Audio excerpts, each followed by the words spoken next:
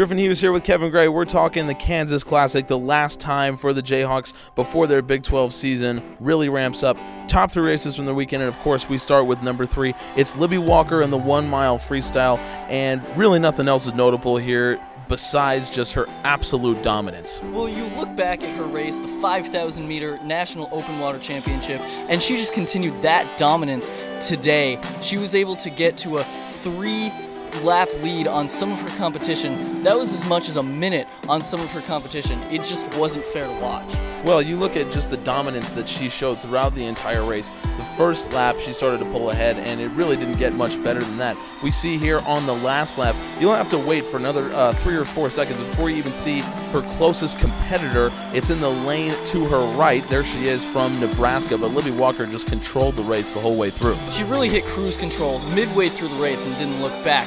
Now on to race number 2, and again we'll feature Libby Walker, but this time she's alongside freshman teammate Jenny Nussbaum in the 500-yard freestyle. It was a really close race between the two of them, and what really stuck out was the ease with which they were able to make the turns. And Libby Walker and Nussbaum both really dominant in this race. Walker underwater is one of the best in the country.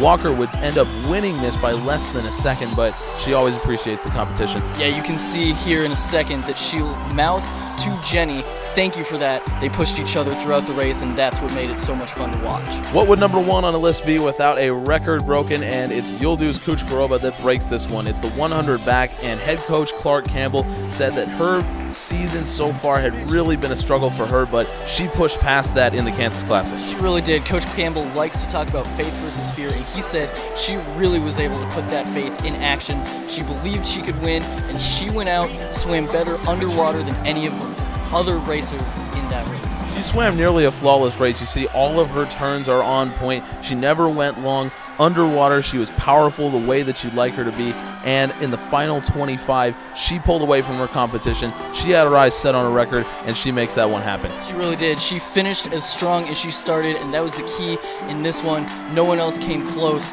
and she's able to hold on to win.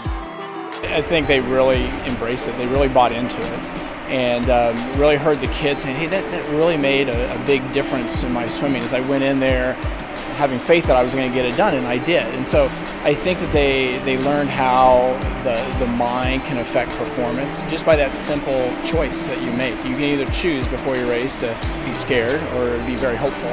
And they all chose to be hopeful, and they had a really solid competition just because they made a good choice.